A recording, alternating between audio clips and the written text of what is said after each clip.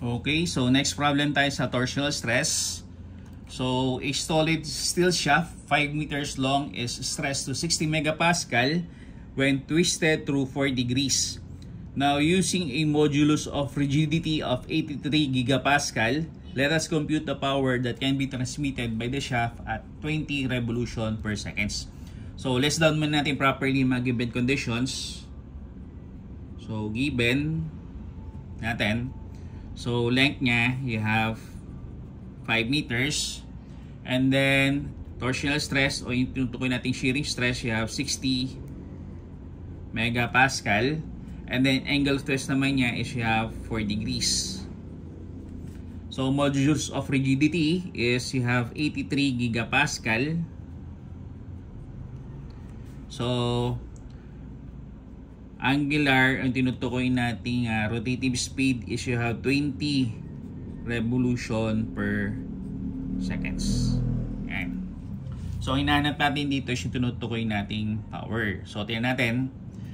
So, para makompute natin yung power, ang formula na gagamitin lang natin is power. You have 2 phi, then you have T, and then N. So, kung i-assess natin yung formula natin dito using yung power, ang kulang na lang natin dito yung tinutukoy nating torque. So, wala tayong torque. So, para makuha natin possible value ng torque, there are two possible ways or means. So, one is by doon sa tinutukoy nating shearing stress, and then the other one is by doon sa tinutukoy nating angle of twist. So, unahin muna natin doon sa may shearing stress. So, formula natin ng shearing stress para sa solid steel shaft is you have 16T all over phi d cube.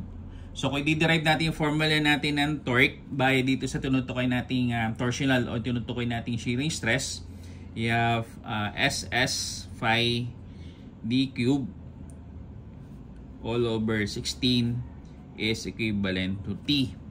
Now, kung i-assess natin so far yung formula natin dito para makuha natin torque, meron tayong tinatawag na SS. Ang problema lamang dito is wala tayong diameter. So, ang diameter natin dito is considered to be unknown. Ayan. So, ang isa pa natin formula para doon sa tinutukoy natin torque is by doon sa tinutukoy nating angle of twist. So, angle of twist which is theta, ang general formula is you have TL all over JG. So, ang mangyari nito is modify natin formula. So, yung J, so yung tinutukoy natin polar moment of inertia which is considered to be figure dependent. So, since yung pinaka-shafting natin is actually in the form of a circle, ang formula ng J natin, which is figure dependent, ang formula niya is you have phi all over 32 d raised to the 4th.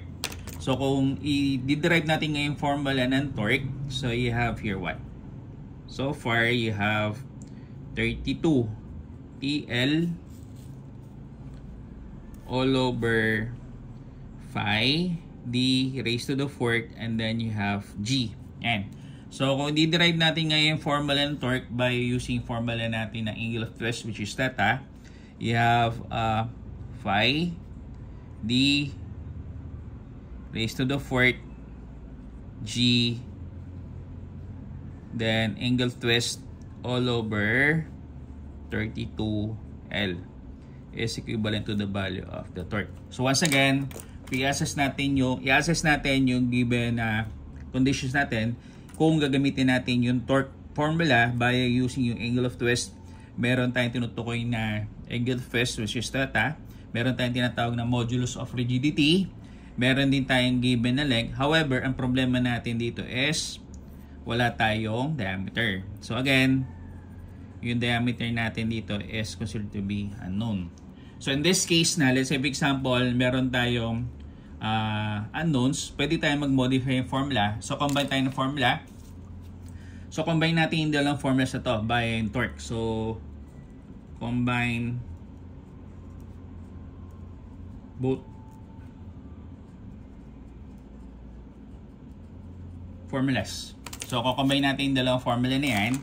So, lumalabas, torque is equivalent to SS phi d cube all over 16 is equivalent to phi d raised to the 4th G angle of twist all over 32L. So, in this case, pwede natin simplify yung formula. So, 1 is pwede natin cancel out yung d cube with respect dito sa d raised to the 4th. Meron tayong matitiraan d.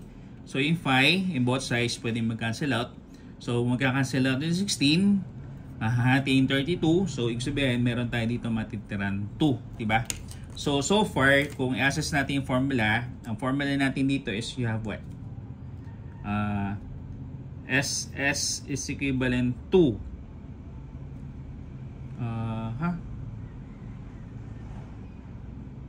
so you have here D,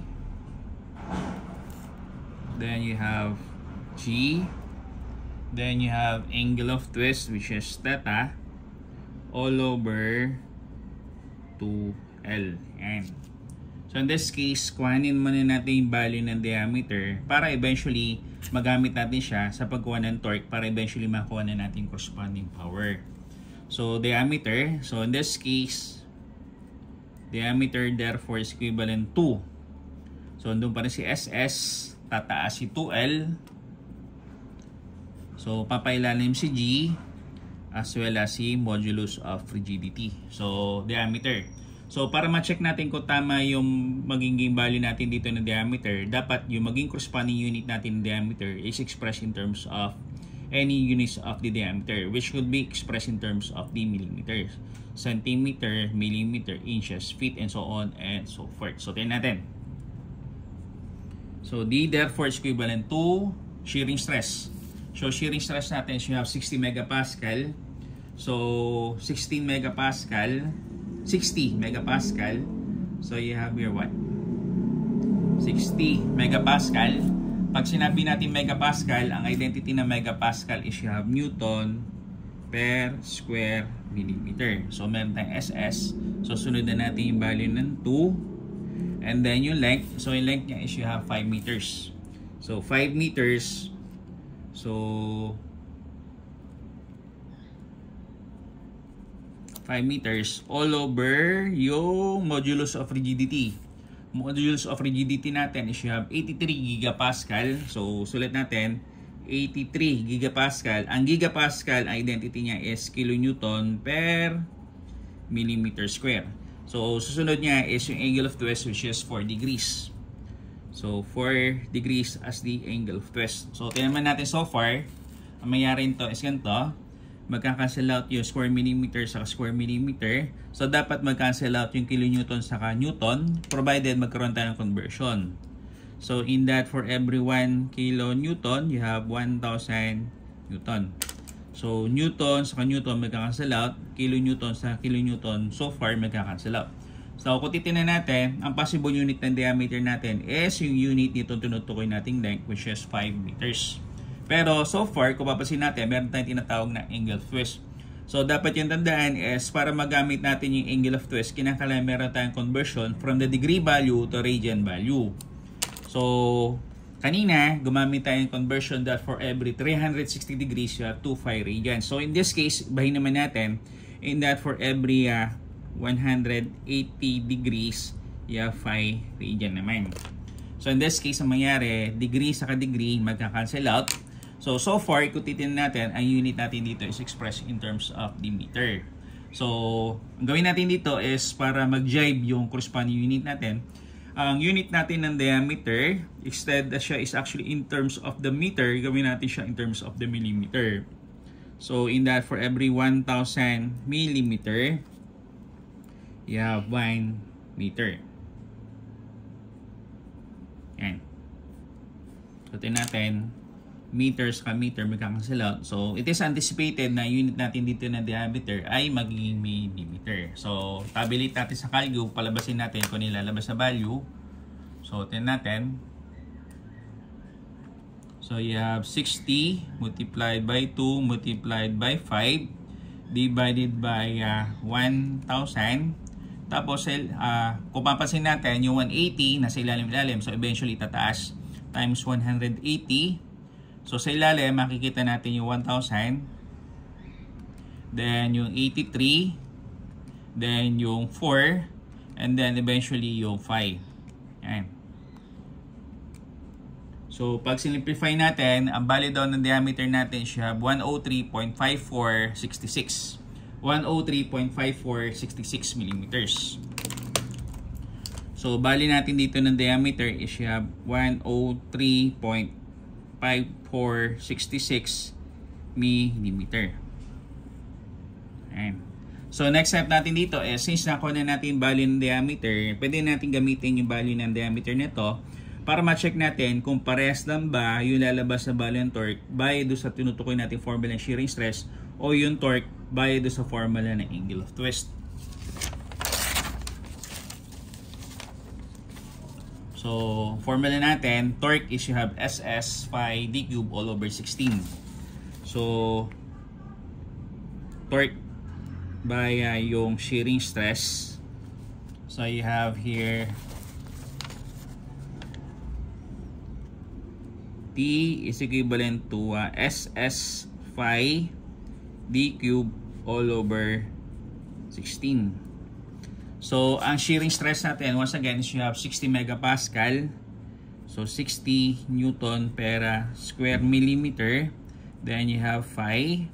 And then, diameter natin, recently computed at 103.5466. 103.5466 millimeter. All over 16. So, tingnan natin. So, unit natin ngayon na tinutukoy natin torque is kakancel out yung square millimeter saka yung then, ang problema pala natin dito is ganito. So, naka-raise pala sa 3 tapos 3. So, square millimeter sa cubic millimeter, meron tayo dito matitirang millimeter. So, kung titignan natin, nakalagay dito is torque. So, ano ba yung typical unit ng torque? Ang typical unit ng torque is you have joule, pwede din siya BTU, pwede din siya feet pound, or pwede din siya as Newton meter. So, kung Newton meter siya, much better na convert na natin yung millimeter in terms of the meter value. In that, for every 1 meter, you have 1,000 millimeter. So, magka-cancel out yung millimeter sa millimeter. So, in the end, ang unit natin is Newton meter or possible unit of joule. So, torque natin by SS. Sulat lang natin. So, you have 60 multiplied by shift phi multiplied by 103.5466 raised to 3 divided by 1,000 divided by 16. So, yung torque natin nakuha is you have 13,079.4256. So, 13,079.4256 Newton meter. So, ito yung torque natin by using yung tinutukoy nating shearing stress formula o torsional stress formula. So, susunod naman natin dito is to determine the torque by the so-called angle twist formula. Ayan. So, ito siya. So, torque natin, you have T is equivalent to, you have phi d raised to the fourth modulus of rigidity angle of twist all over 32L. Ayan. So, tingnan natin kung paras lang lalabas. So, mayroon, you have phi. So, diameter natin, ang computed value ng diameter natin is 103.5466. 103.5466 raised to the fourth millimeter to the fourth. Ayan. So, modulus of rigidity naman natin, ang given dito is you have 83 gigapascal. Again, ang gigapascal is you have kilonewton per square millimeter. So, sulat natin. So, you have 83 kilonewton per square millimeter. So, after ng G, you have angle of twist. Angle of twist natin is you have 4 degrees. So 4 degrees as the angle of twist. And then 32. And then yung length niya is 5 meters. And again, dapat ang maging unit natin dito is similar sa unit natin dito ng torque by using the shearing stress or torsional stress formula. So ito, kahit bago sabihin natin iba yung formula yung ginamit natin by the angle of twist, dapat pares pala ng unit. We should be expressed in terms of the Newton meter value. So tingnan natin. So mangyari muna is ganito. So millimeter to the fourth millimeter square. So you have millimeter square. So possible na mag-cancel out yung square millimeter sa meter provided meron tayong conversion. So provide tayong conversion. Ang conversion natin dito is ganito. In that for every 1 meter, meron tayong 1,000 millimeter. So naka power of 2. So distribute natin power of 2, power of 2, power of 2. So square millimeter magka-cancel out. Meter square sa meter, so eventually have a unit of meter. So far, ang unit natin dito is kilonewton meter or in units of the kilojoule. So convert natin. So instead na siya is kilonewton, gawin natin siya in terms of the Newton value. So for every 1,000 Newton, you have 1 kilonewton. So kilonewton sa kilonewton magka-cancel out. So unit natin dito is Newton meter, which is similar dito o the same unit para dito sa torque. This time by the use of the torsional stress formula. So dito naman is by the angle twist na formula. So tingnan natin kung pares yung lalabas.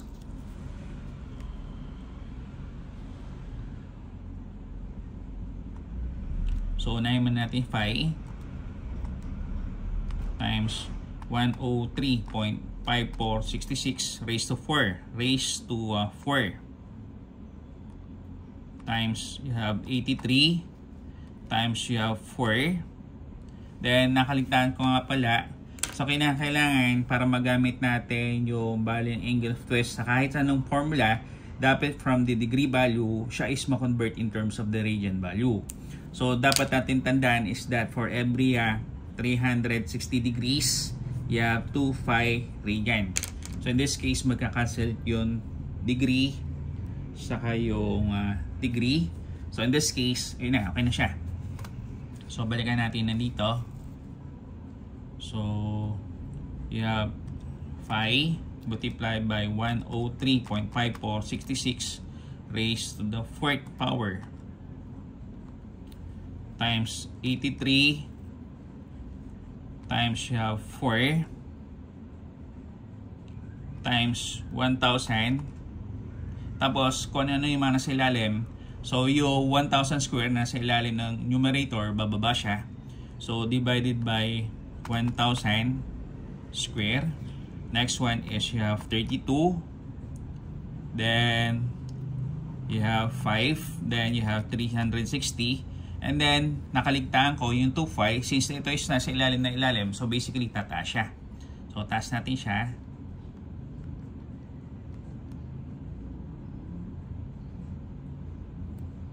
Times 2 times shift phi. So tingnan natin kung lalabas na bali yung torque. Yan. So yung torque natin is you have 13,079.4268. So similar din siya, no? So in this case, although dalawa yung formula ginamit natin doon sa pagkuha ng torque, since lumalabas sa parehas, kuhanin na lang natin yung common na value sa kanila. So torque natin by do sa angle of twist, you have 13,079.4269 Newton meter. Yan. So gamitin ko lang dito is 13,079.42. So para medyo safe tayo, 0.42 or 0.43. Yan. So ang hinahanap natin once again is yung tinutukoy nating power. So lagyan na natin dito, therefore power is you have 2 phi Tn. So you have 2 phi. Ang torque natin na gagamitin is you have 13,079.43 na lang para safe tayo. Then you have Newton meter. So yung angular, yung tinutukoy natin rotative speed given at 20 revolution per seconds. So 20 revolution per seconds. Ayan. So far, kung titignan natin, doon sa mga mahilig mag-cancel out ng unit, so in this case, papansinin nyo, meron ditong word na revolution. So pwede natin i-cancel out to directly, or para makita nyo yung proper cancellation is that for every 2 phi, you have 1 revolution, or which is equivalent to 360 degrees. So revolution sa revolution. So for unit natin dito is Newton meter, which is joule. So per second. So Newton meter per second is you have joule per second, or a unit of the watts. So tabulate natin. So you have 2 multiplied by shift phi times 13,079.43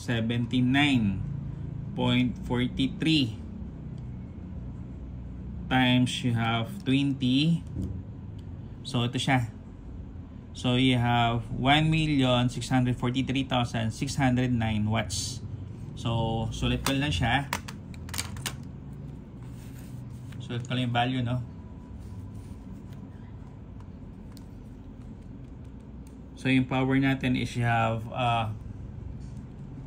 1,643,609.648 Newton meters per seconds.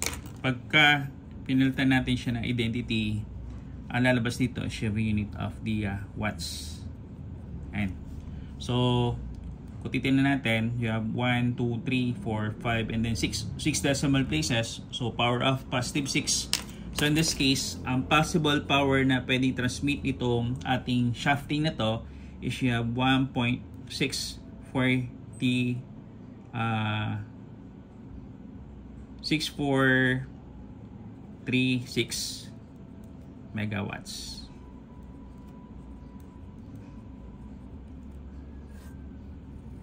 Ayan. So ito yung sagot dito sa ating problem statement number 2.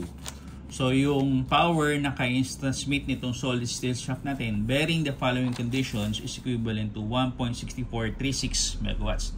So once again, kung titignan natin, base dito sa problem statement, wala namang condition na dapat hindi sumobra o hindi sumobra. So in this case, lumalabas, ano yung probability na possibly yung inanap natin pwedeng lumabas na parehas, even though dalawa yung possible formula na gagamitin natin. So kung may mga cases lamang tayo na let's say for example ganito, kamukha nung problem sagutan natin kanina, kung merong condition na ganito, hindi daw pwede sumobra sa 50 yung shearing stress, hindi pwede sumobra sa 1 degree yung angle of twist, ano yung possibility na dalawa yung possible values na pwede nating makuha. So in the end, kinakailangan i-justify na lang natin yung reason bakit pinili natin isang value over the other. So yun lang.